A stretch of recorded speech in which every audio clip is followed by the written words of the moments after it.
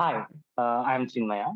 So now, before I get into the actual podcast, my lawyer has forced me to say this message. The situation is quite bleak out there, and the COVID-19 is on its full-on rampage. Even though I'm not experienced or qualified enough to comment on this, let us follow the guidelines put up by the healthcare professionals diligently.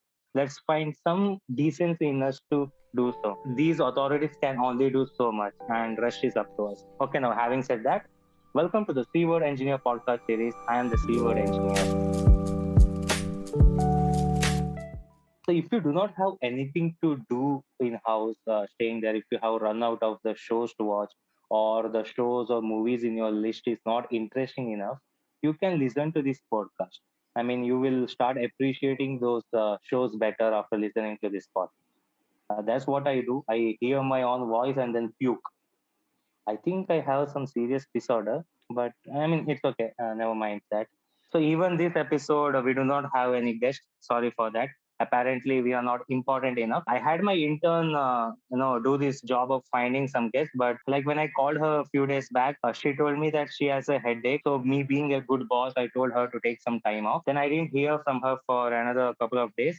Then I called her again. She told IPL match is going on, and then I told okay. She being a fangirl of Padikal and all. Then again, the next day when I called her, she told she's busy finding furniture for her house. Then I told her, why you're finding furniture for your house? Isn't your parents' job? Then she told me that with Padikal scoring a century, she couldn't hold her excitement and went on rampage, breaking the furnitures in her TV room. I don't know, it's a strange story. So I told her, okay, okay. Then again, I tried to reach her today to tell that I am taping the episode today and did you find any guest? And then she told hello, hello a few times and then she just disconnected the call. And when I tried again, the phone was like not reachable. Maybe I think I have a very bad intern. Okay. And anyway, I requested my fellow friend to join this podcast. He's a great friend of mine. We have known each other like eternity. He's basically a civil engineer. So his story will go with the theme of the show that is basically a C-word engineer. And him being a civil engineer, he's basically jobless. So I told him to join. Bro, I am online. I can hear you. What is this about jobless? Aren't you jobless? I'm asking you. I always speak truth. Bro, you are insulting civil engineers. Okay, I think I need to have a quick word with my lawyer. He is signaling me that I should apologize right away. So all the civil engineers out there, I do not mean any harm. We are very good friends. Okay, now carrying on. So others, we knew each other what from since LKG or UKG. Yeah, I guess LKG. Okay, so basically we are trouser buddies. Yeah, true. You Uh, were not wearing, right? So basically, I don't know. Is this off the record or? I know this will be on record. Everything is on record. Oh God. Yeah, yeah. That makes us trouser buddies. Okay, okay. You did very well, and you took civil engineering, and I flunked my exams, and I did some stupid stuff. Again, I didn't have a clue what I did in my engineering. I didn't choose engineering. That's how stuff's worked out. So tell me the truth. Did you actually prepare for the placements? So you are speaking placement for a civil engineer. Okay, my bad, my bad. See, me, I didn't have any clue what I was doing. I was following this girl everywhere exclusively for her teaching notes. She was so fed off with me, she didn't even invite me for her wedding. And the audacity of her is that she asked me to edit her pic for the invitation letter, and then she didn't invite me. What kind of cruel world is this? If you use words such as audacity, I don't think girls will follow you. No, they don't follow me anyway, so I don't have anything to lose. Then, so basically, I went to this placement, and this person asked me why. He saw my all the marks, no, they were like very good in the sense they should be awarded for how consistent I was in scoring very less marks in each subject and how it went down every semester. And then this guy like looked at my resume and then asked me why. And I just told him I was very honest. I'm a very good foot soldier, and Okay. I know that I will never be a general. I was very Okay. frank. And then he just told me you're hired. See, I thought I was Okay. lucky then. And then when I came out of the college and faced the actual world, I was one unluckiest person. When I went out of the college and faced the world and started doing this job, I realized why he hired me. Why? Because he wanted a very good white collar slave. So I was being all Okay. poetic with being a foot soldier, but I didn't know that foot soldier meant me being a white collar slave. Anyway, like I didn't Okay. last long there. I got fired within few months. Why was it like?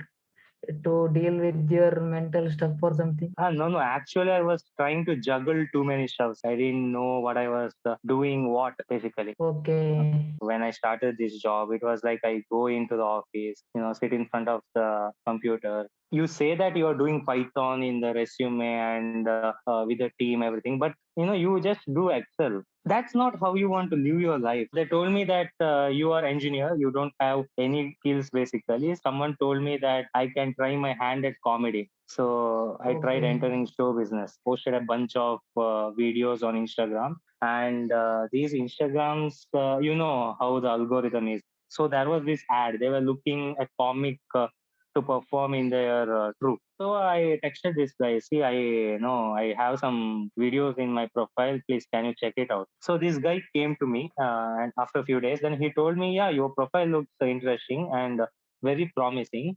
But you have a good job, and why do you really want to do comedy? And I Yeah, didn't that's know. what even I was wondering. Why you have a solid job, man? Why do you want to do comedy? I didn't know what I was doing there. Maybe I was looking for some instant validation. I wanted my life to mean something. When you Google my name, there had to be something below my name. Like I made few people laugh, or I was just that big entertainer. If you see our 5 to 6 job, when you leave that job, whatever you did for the company is just like hidden in ones and zeros.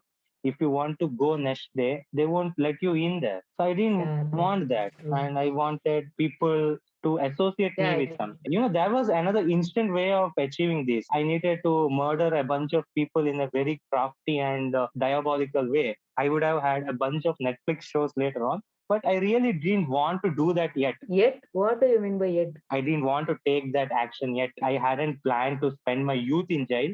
Retirement is a different thing. So I told him a bunch of poetic stuff. See, people who achieve something in their life, they become motivational speakers. And Okay. people like me who do not have anything to show and the stuff they do didn't work out, then they become comics, like most of the engineers. And I told him that I am addicted to pornography and alcoholism, then what more you need in a comic? He was very happy with my reply and he told, yes, you are hired. See, I didn't have much comic background and I became a comic. I was going to perform in a very famous comedy troupe all over Bangalore in a bunch of big clubs. I was very happy. I went to this show. It was my first day, and I did a bunch of research on comedy. They told me that I was going to open the show, like I will be the first comic to perform. So the audience were pouring in. They were Okay. finding their seats, and I was like standing in the corner, very nervous. I didn't see them serving alcohol to the audience. I went to the showrunner and I asked him, why aren't you serving alcohol to the audience? Then he told me, no, we are not serving alcohol in this club. There is some restriction. I don't know, man. I was like super nervous. See, most of the comedies work in a club because most of the audiences will be drunk. Bro, you are in hot water right now because a bunch of comics will be after you now after your statement. I did that again. Right. Let me ask my lawyer again. Okay, he's Yeah, cut signaling it me out, that. cut it Okay, out. audience, please note that alcohol is very injurious to health. We are in no way sponsoring alcohol. This is just Yeah, views of a nutman, and don't take that seriously. So I think it's now water under the bridge. So then I went to a comic and a very experienced one, and I asked his blessing. Now he told me, son, you are just my son's age. I will be frank with you. We okay. wanted a nobody to open, basically. Oh, that's sad, man. Let me finish. You know, that's the first scene is always like the soup, it spoils your appetite. More like appetizer in a feast. So let me continue what he was saying. He told me I am basically a nobody. They want someone to lower the expectation of audience completely. I was so happy that day. I saw someone is seeing something in me. They are seeing some talent in me, so that they are employing me. And now when they told me that I am somebody who wanted to deliberately make bad jokes, it hurt me a lot. Seriously. Yeah, you became the bread basket, that they give at the start of the meal. Exactly. So Okay. so now they hired me to do bad jokes so that when the star comics come to the stage and do their bit, people will like find it so much better than what they heard before, and they will start appreciating the permanent members of the comic group. That was their intention. And Yeah, me to lower the bar. and then oversell themselves. So I felt Oh, myself falling into a well, basically, a well of all the disappointment. Fortunately, I had hard vodka in my bag. So what if the audience are not drunk enough? Let me get drunk and let me forget all about the day. That was my intention, and I felt that was the way to go. It was a very hard vodka, and drank them all at once, and I felt a hole being drilled in my stomach. so So basically, for your jokes to work, either audience has to be drunk or you have to be drunk, right?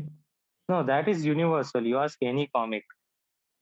Okay, sorry. My lawyer is signaling me again. Audience, please note that alcohol is very bad for health, and we are in no way promoting any kind of liquor or spirits. So basically, this is all a word of a madman. Don't take it seriously. I heard them calling my name. At that point, everything was muffled. Okay, I was not seeing anything in front of me. I wasn't basically aware of myself. Everything was slowing down around me. So I slowly took my obese body towards the stage. I stood in front of the microphone. Basically, the microphone was supporting me. So the last thing I remember, I'm pointing the spotlight at me, that bright light. So the next thing, I wake up in a dark stock room in my own piss. Again, guys, alcohol is very bad for health. Don't do that. You will piss in your own pants and puke your entire guts out. So there was this head piercing pain. Check my messages, like a bunch of them, and I Okay. still didn't know what happened. Then I went out. I think it was again 2 in the afternoon. My performance was like the day before at around So you 3 lost an p.m. entire day.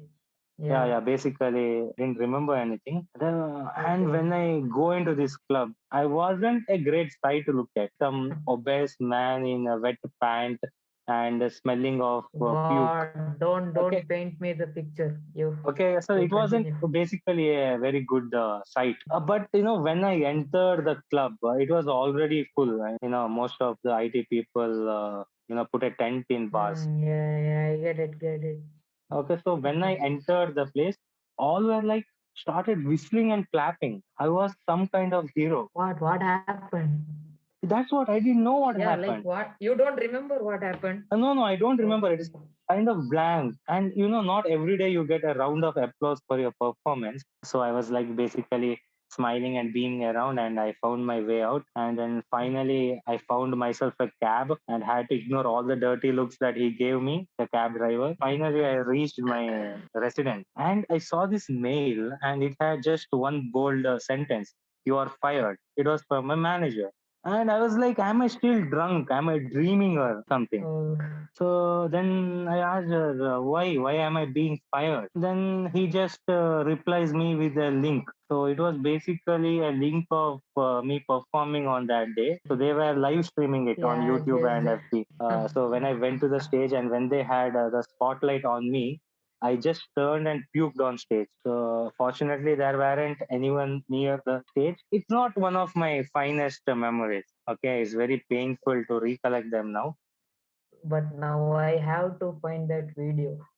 But anyway, let's see that. I think I have done a very good job of removing them from all the places. After puking, like I slowly stood up and I started weeping.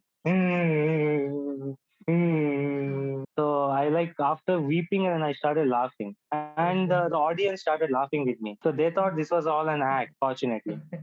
Then I took my mobile out and I dialed a number. Yes, I think I dialed my ex. Very fuzzy now. I don't know what exactly happened, but in the video I see myself dialing someone. That whatever I spoke, it's not very intelligent. And I think I was kissing the phone or something and laughing out again. And these audiences were thinking it was all an act. I saw myself dialing to this number. I think I dialed to my ex. And then again, I started weeping and laughing and weeping. Then I puked again.